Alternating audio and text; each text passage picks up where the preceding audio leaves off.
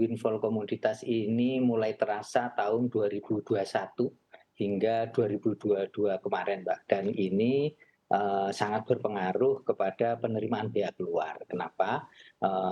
Ini karena tiba-tiba penerimaan pihak luar kita dari, CPO maupun kelapa sawit itu, meningkat tajam karena harga CPO yang, meningkat sampai sekitar $1.300 per metrik ton. Nah, jadi, kemarin tentunya sampai Desember ya kita, melonjak sangat tinggi, sehingga, di atas ekspektasi kita, sebelumnya dan diperkirakan memang tahun 2023 ini, sudah mulai agak melandai. Nah, agak melandai tetapi masih di atas, threshold yang pihak luar, masih bisa memperoleh, penerimaan, kira-kira begitu.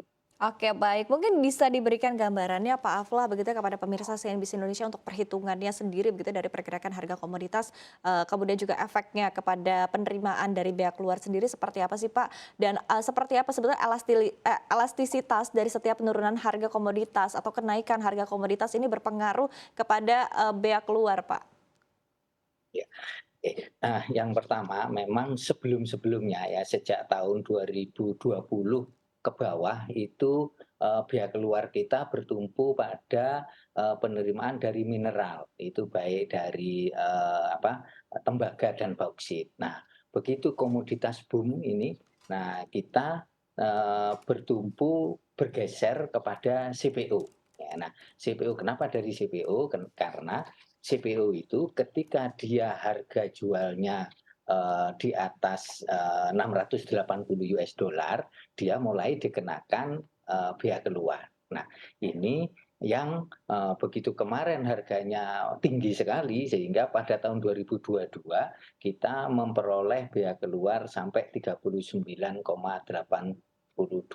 triliun. Ya, jadi Oke. kalau kita melihat proyeksi kira-kira tahun 2003 ini, kita melihat perkiraan kita harga CPO masih di antara, 800 sampai $900 ya, sehingga, insya Allah kita masih, memperoleh bea keluar itu karena, itu masih ada di kolom 456. Jadi kemungkinan kita masih bisa mencapai, target yang ditetapkan di tahun 2023 ini, yaitu sebesar, 10,2 triliun.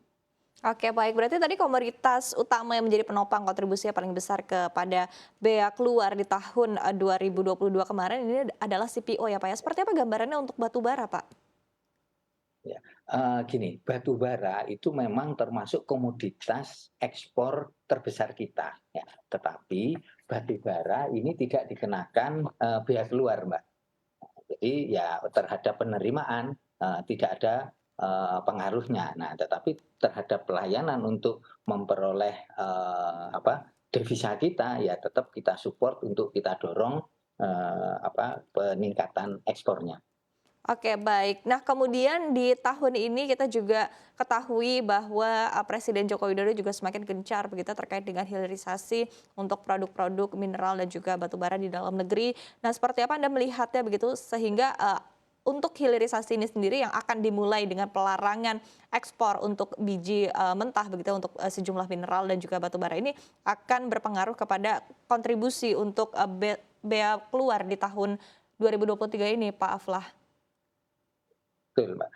Berdasarkan Undang-Undang 3 tahun 2020 tentang pertambangan mineral dan batu bara, memang, nanti di bulan Juni tahun 2023 ini akan dilarang, ekspor beberapa jenis ores ya, termasuk, ores yang, konsentrat dan biji dari tembaga dan bauksit. Nah, ores dari tembaga dan bauksit ini yang kemarin, hingga hari ini itu menyumbang, penerimaan, pihak luar. Nah, jadi kemungkinan kalau nanti, bulan Juni dilarang, ekspornya, ya tentunya akan mengurangi dampak, berdampak juga pada penerimaan biaya keluar. Nah, tetapi kita juga harus paham bahwa larangan ORS tadi itu tujuannya adalah untuk hilirisasi industri. Nah,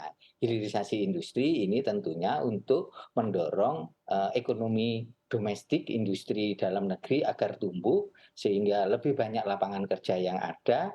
Memang akan mengurangi sedikit penerimaan biaya keluar, tapi pemerintah dari penerimaan ini akan dikompensasi dengan meningkatnya penerimaan perpajakan tentunya. Jadi bagi kita ya yang penting kue ekonominya semakin membesar Mhm. dari sisi penerimaan, mungkin bergeser dari penerimaan biaya keluar ke penerimaan perpajakan.